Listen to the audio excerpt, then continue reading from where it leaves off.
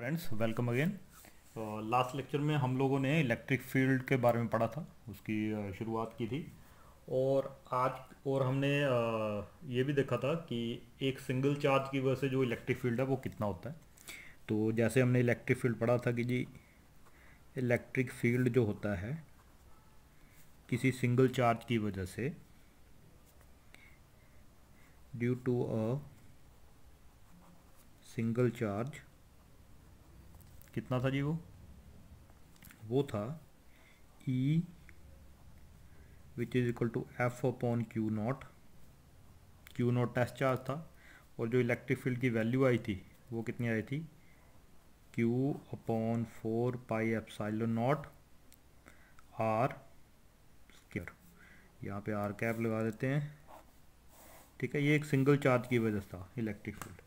और वो कैसा था, बेसिकली अगर हमने ओरिजिन पे चार्ज रखा हुआ है तो ओरिजिन पे चार्ज रखने की वजह से इस किसी पॉइंट के ऊपर अगर हमें इलेक्ट्रिक फील्ड निकालना है जो कि आर डिस्टेंस पे है यहाँ से, ठीक है, तो उसके लिए जो इलेक्ट्रिक फील्ड है उसकी वैल्यू हमने निकाली थी, ठीक है, वो ये है।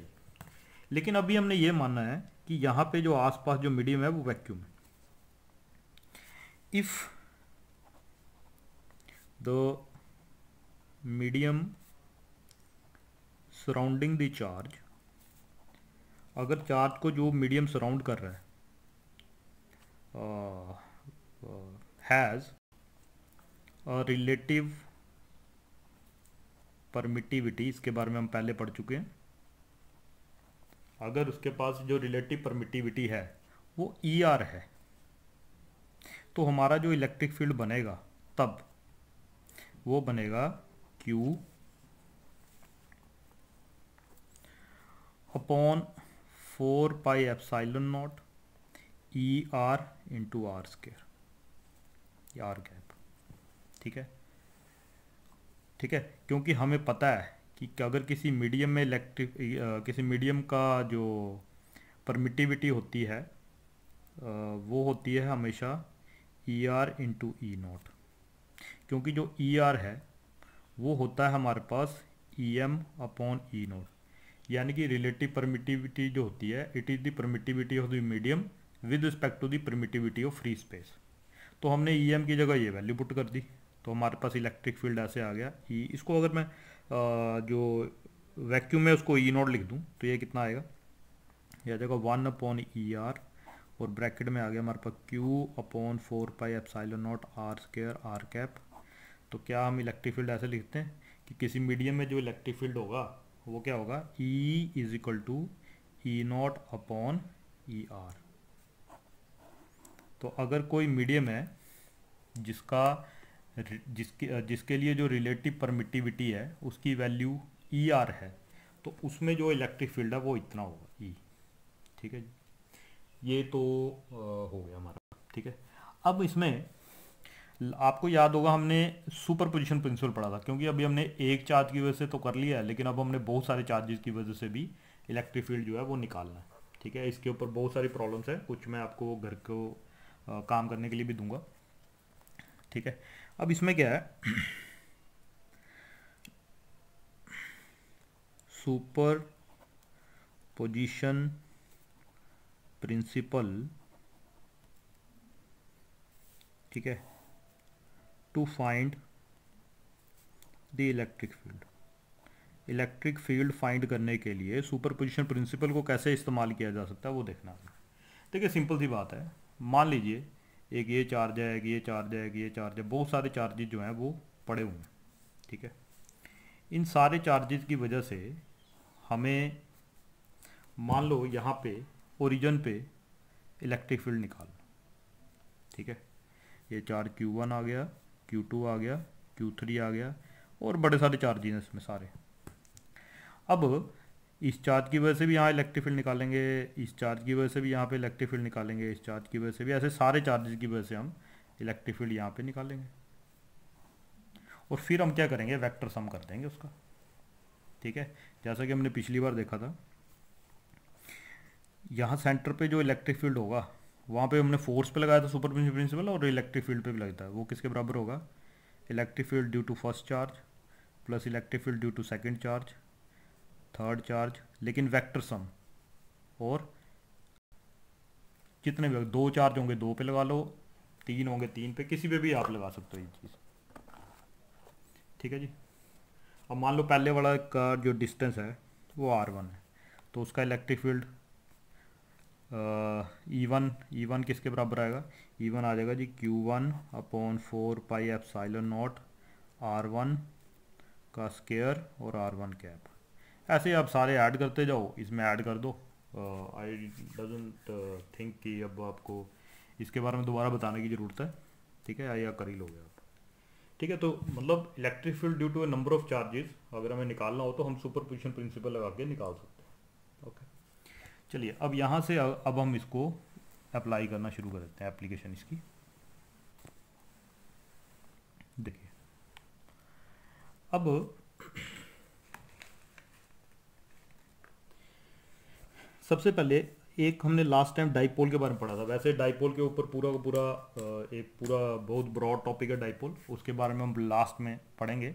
लेकिन क्योंकि चलो अभी दो चार्ज का सिस्टम है और सिंपल है, इसलिए हम उसके बारे में पहले उससे रिलेटेड कुछ उसका इलेक्ट्रिक फील्ड निकाल लेते हैं। ठीक है, तो यहाँ पे मैं लिख देता हूँ इलेक्ट्रिक फील्ड ड्यू टू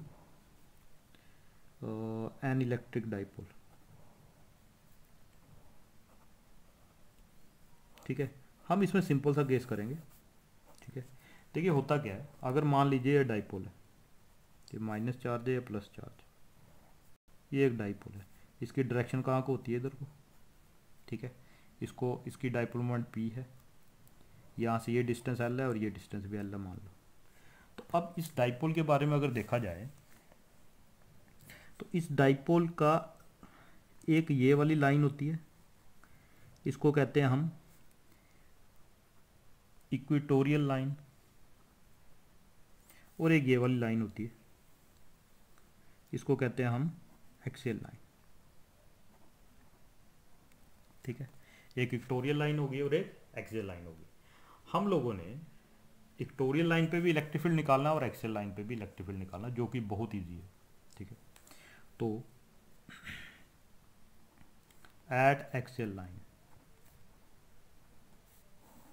ठीक है, बहुत ईजी है। हम लोग क्या करते हैं इसके लिए, एक्सियल लाइन पे ये मान लीजिए हमारे पास नेगेटिव चार्ज है, ये पॉजिटिव चार्ज है, और यहाँ पे एक्सियल लाइन पे एक पॉइंट पड़ा हुआ।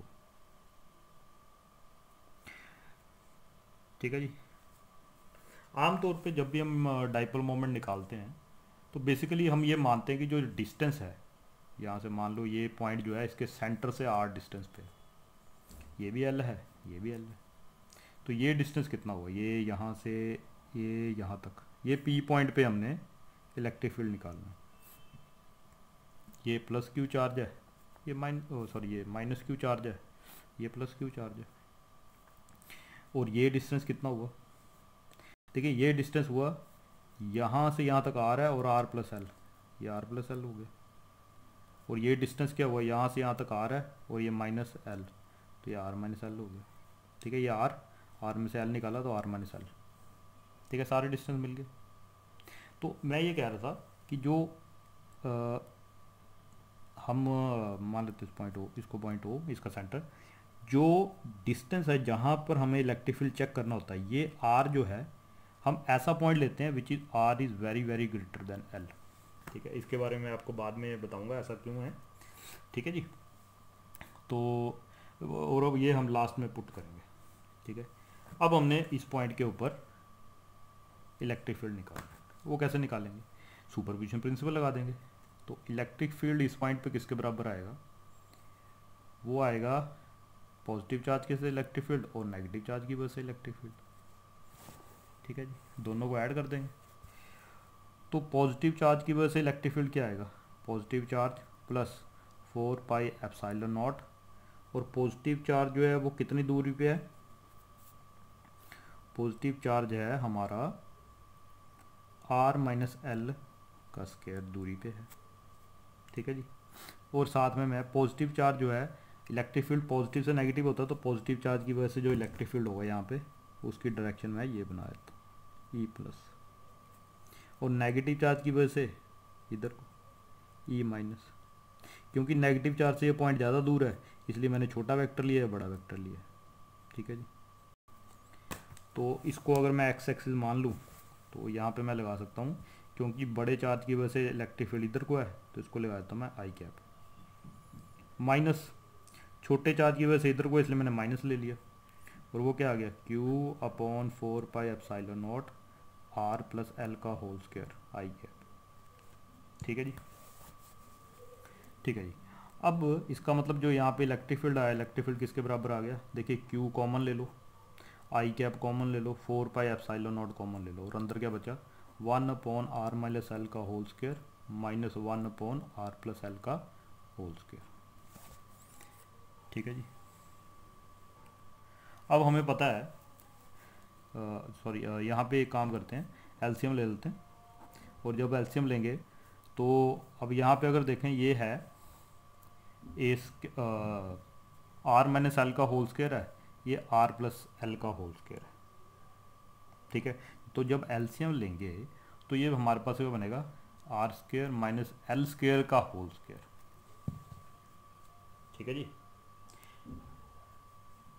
ठीक है जी। तो a plus b into a minus b कर दिया हमने। ठीक है। तो ये बन गया हमारे पास। अब इसको इससे डिवाइड करो तो यहाँ पे क्या आ जाएगा आर प्लस एल का whole square minus r minus l का होल स्क्वायर। तो इलेक्ट्रिक फील्ड किसके बराबर आ गया q i cap 4 pi epsilon naught. अब देखिए इसका स्क्वायर करेंगे, इसका स्क्वायर, इसका और इसका स्क्वायर करेंगे तो इनके स्क्वायर स्क्वायर वाले तो सारे के सारे कैंसिल हो जाएंगे। ठीक है जी। तो ये यहाँ पे क्या बचेगा, ये बचेगा हमारे पास 4 आर और एल, ये बचेगा। आप सॉल्व करके देख सकते हैं, और साथ में बनेगा r square minus L square का होल स्क्वायर। ठीक है जी। अब देखा जाए तो इलेक्ट्रिक फील्ड तो हमारे पास आ गया, लेकिन मैंने आपको कहा था कि हम ये रिलेशन लगाएंगे कि या फिर इसको पहले मैं किसी और तरीके से लिख देता हूँ। ये इलेक्ट्रिक फील्ड जो आएगा, अब देखिए ये Q है, ये 4 है, ये L है। क्या हम इसको ऐसे लिख सकते हैं 2 into 2QL upon 4 pi epsilon naught, और ये आ गया L upon r square minus L square का स्क्वायर और आई कैप लिख सकते हैं हम। और 2QL क्या होता है, 2QL हमारे पास होती है डाइपोल मोमेंट। ठीक है। तो डाइपोल मोमेंट आ गई हमारे पास, इलेक्ट्रिक फील्ड आ गया हमारे पास कितना 2, इसको ये मैं लिखता हूँ P upon 4 pi epsilon naught, और ये आ गया L upon r square minus L square का होल स्क्वायर और आई कैप। ठीक है। अब हम यहाँ पे वो लगाएंगे कि जो आर स्क्वायर जो है it is very very greater than L square, और अगर ये यहाँ पे पुट किया जाए तो सॉरी ये एल नहीं आएगा, यहाँ पे आर आएगा। ठीक है, आर आएगा यहाँ पे, क्योंकि एल को हमने यहाँ लिख लिया था। तो ये बन गया electric field is equal to, क्योंकि R square is very very greater than L square है, तो इसका मतलब R square minus L square का स्क्वायर किसके बराबर बन जाएगा आर की पावर 4। आर की पावर 4 नीचे आएगा और ये ऊपर आर, तो ये बन जाएगा 2p upon 4 pi epsilon naught r का क्यूब और साथ में आई कैप। ठीक है। ये क्या है, ये है electric field due to dipole on axial line. ठीक है जी। तो एक्सियल लाइन पे हमने इलेक्ट्रिक फील्ड निकाल लिया। अब हम क्या करेंगे, इक्वेटोरियल लाइन के ऊपर इलेक्ट्रिक फील्ड जो है वो निकालेंगे।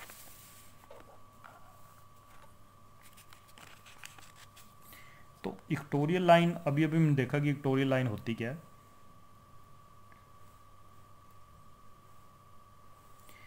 हम लोग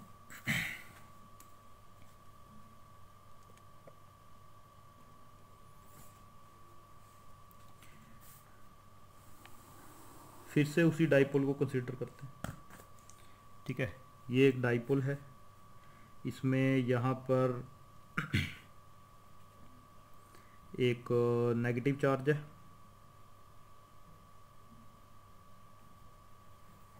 और यहाँ पे एक पॉजिटिव चार्ज है। इनके बीच का डिस्टेंस जो है वो 2L है। इसको सेंटर मान लिया, ये भी L हो गया, ये भी L हो गया। और यहाँ पे हमने, ये इक्वेटोरियल लाइन है, यहाँ पे एक पॉइंट है P, और इस P पॉइंट पे हमने इलेक्ट्रिक फील्ड निकाला। ठीक है जी, इसको मिला देते हैं और इसको भी मिला देते हैं।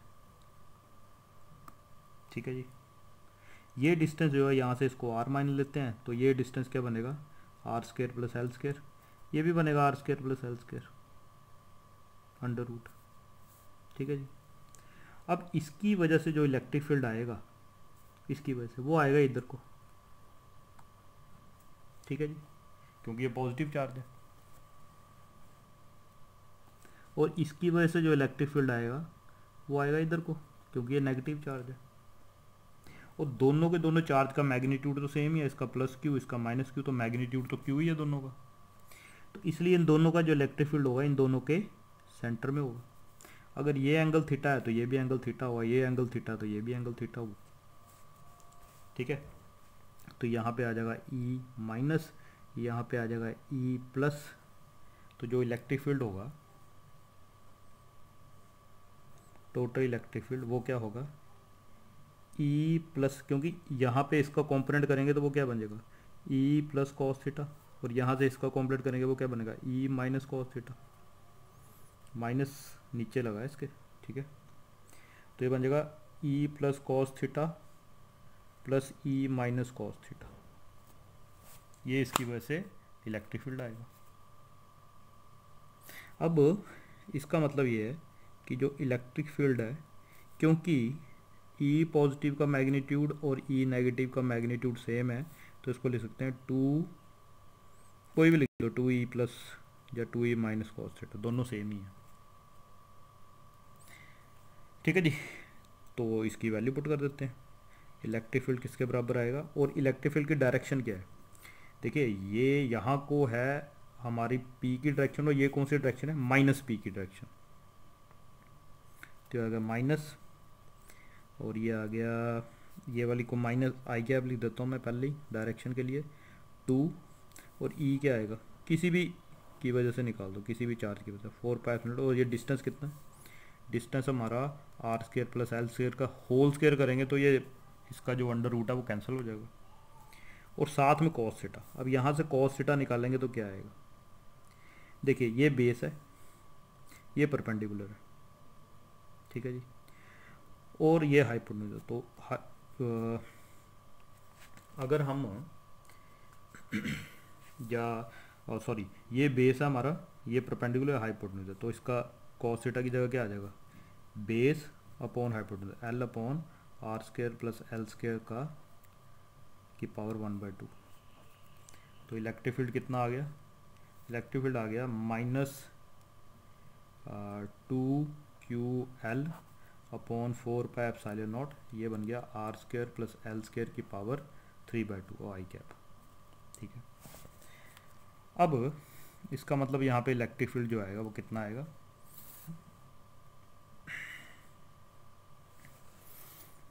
अच्छा 2qL किसके बराबर होता है, डाइपोल मोमेंट। ठीक है, तो डाइपोल मोमेंट आ गया, और ये बन गया 4πε0 r² + l² की पावर 3/2। ठीक है, अब r is very very greater than l, therefore r² + l² is approximately equal to r²। तो जब यहाँ पे वैल्यू पुट करेंगे तो E क्या बन जाएगा, -P i कैप, और ये क्या बना 4πε0 r³। ठीक है जी, अगर हम ये देखें एक्सियल लाइन पे उतने डिस्टेंस पे और इक्वेटोरियल लाइन पे उतने डिस्टेंस पे कहाँ पे इलेक्ट्रिक फील्ड ज़्यादा, तो ये देखा गया कि ई एक्सियल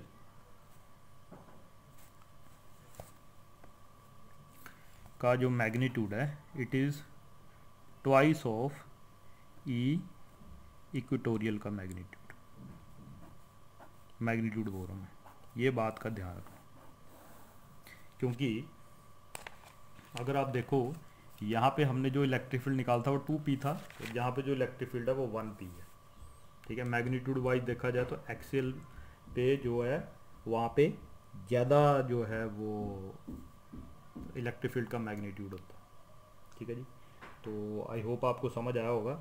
अगली क्लास में हम लोग जो कंटिन्यूस चार्ज डिस्ट्रीब्यूशन है उसके ऊपर क्या ना बोलते हैं, उसमें इलेक्ट्रिक फील्ड निकाल के, यूनिफॉर्म रॉड है या कोई सर्कल है, सॉरी कोई रिंग है या कोई डिस्क है, ठीक है, उसके ऊपर हम कुछ चर्चा करेंगे। तो उससे पहले मैं आपको कुछ 2-4 न्यूमेरिकल जो है वो घर के लिए दूंगा करने को। चलिए जी, फर्स्ट प्रॉब्लम, ये प्रॉब्लम आप पहले भी कर चुके हो वैसे।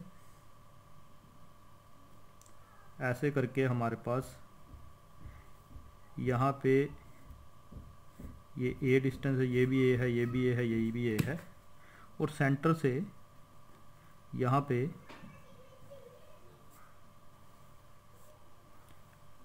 ठीक है, इस पॉइंट के ऊपर आपको इलेक्ट्रिक फील्ड निकालना है। ये डिस्टेंस जो है ये 2a है, सेंटर से, सेंटर बेस के सेंटर से ये डिस्टेंस 2a है। ये भी चार्ज q है, यहाँ भी चार्ज q है, यहाँ भी चार्ज q है, और यहाँ पे भी चार्ज q है। इस पॉइंट के ऊपर आपको इलेक्ट्रिक फील्ड निकालना। पहला क्वेश्चन तो आपका ये हो गया। ठीक है, थोड़ी सी सिमिलर ही प्रॉब्लम है अगर आप देखो तो। दूसरा क्वेश्चन ये है कि ये एक्स एक्सिस है, एक्स एक्सिस पे ये पॉइंट है ओरिजिन ओ पॉइंट, यहाँ पे ऐसे ऐसे चार्ज पड़े हुए हैं अलग अलग डिस्टेंस पे, कहाँ तक, up to infinity, up to infinity. यहाँ पे 1 कूलम चार्ज है, यहाँ पे -2 कूलम, यहाँ पे 3 कूलम, यहाँ पे -4 कूलम, यहाँ पे 5 कूलम, यहाँ पे -6 कूलम, और ऐसे बढ़ता जा रहा है चार्ज। याद रखना अल्टरनेट है ये 1 मीटर पे है, ये 2 मीटर पे है, ये 3 मीटर पे है, ये 4 मीटर पे है, ये 5 मीटर पे है, ये 6 मीटर पे है, and so on. Find the electric field at O point पे आपको इलेक्ट्रिक फील्ड बताना है, ये आपका काम है। ठीक है, चलिए जी, हिंट ये है, हिंट दे देता हूँ इसमें आपको मैं, ये कोई सीरीज लगेगी इसमें, जो मैंने आपको 11th क्लास में स्टार्टिंग में सीरीज पढ़ाई थी, साइन की, कॉस की, लॉग की, बाइनोमियल, उनमें से कोई एक सीरीज, एक्सपोनेंशियल, उनमें से कोई सीरीज यहाँ पे यूज़ होगी, ये मैं आपको बता देता हूँ। ठीक है, उसके बाद एक बहुत अच्छा क्वेश्चन,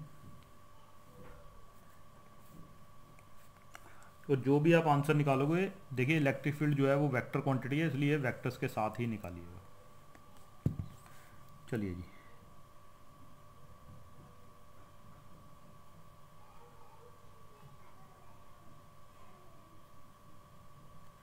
अब ये एक चार्ज यहाँ पे है Q, एक यहाँ पे है Q, एक यहाँ पे है Q। इन चार्जेस की वजह से इस पॉइंट P पे आपने इलेक्ट्रिक फील्ड निकालना है डायरेक्शन के साथ। Find electric field eight P with direction. ठीक है, जो इसकी साइड है वो साइड है ए, ले मान लो एक साइड को। ठीक है जी, यहाँ पे भी आपको मिल गया सारा कुछ, यहाँ पे भी। ठीक है, ये 3 क्वेश्चन जो है ये आपने करने। फिर हम लोग क्या करेंगे, कंटिन्यूस चार्ज डिस्ट्रीब्यूशन के बारे में बात करेंगे मंडे को। ठीक है जी, तब तक ये करिए आप, और एनसीईआरटी की प्रॉब्लम्स भी साथ साथ सॉल्व करिए। ठीक है, संडे को मैं आपको एक और असाइनमेंट जो है वो व्हाट्सएप के थ्रू भेजूँगा। ठीक है जी, तो ठीक है जी, ओके बाय।